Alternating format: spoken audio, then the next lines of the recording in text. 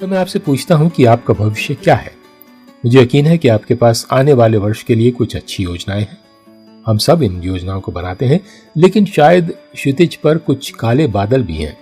कल क्या होगा इसके बारे में कुछ विशेष चिंता करने वाली परेशानियां। मैं हूं क्रिस्टोफर सिंह और आज के ताजा कार्यक्रम में आपका स्वागत है।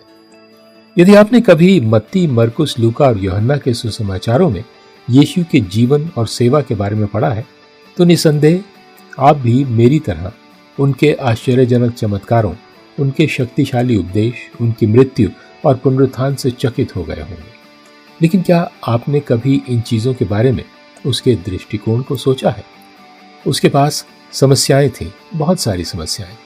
उसे शैतान और उसकी दुष्ट आत्माओं से, धार्मिक नेताओं से विरोध का सामना करना पड़ा, यहां तक कि उस भीड़ से भी जिसने उसकी शक्ति देखी थी। और यही कारण है कि आप अपने भविष्य को लेकर उस पर भरोसा कर सकते हैं।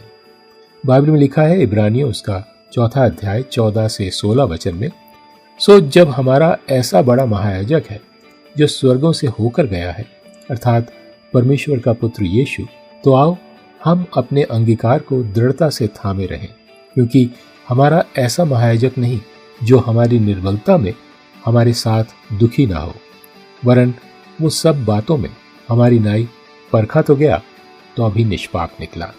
इसलिए आओ हम अनुग्रह के सिंहासन के निकट हियाब बांधकर चलें कि हम पर दया हो और वो अनुग्रह पाएं जो आवश्यकता के समय हमारी सहायता करे। यीशु इन सब से गुजरे हैं, इस प्रलोभन, हर प्रतिकूलता जिसका आपको और मुझे सामना करना पड़ेगा, और भी बहुत कुछ।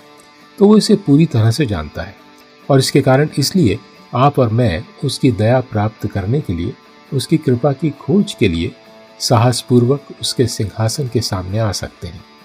हमारी जरूरत के समय में आप अपने भविष्य के लिए यीशु पर भरोसा कर सकते हैं। ये उसका ताजा वचन है आज आपके लिए।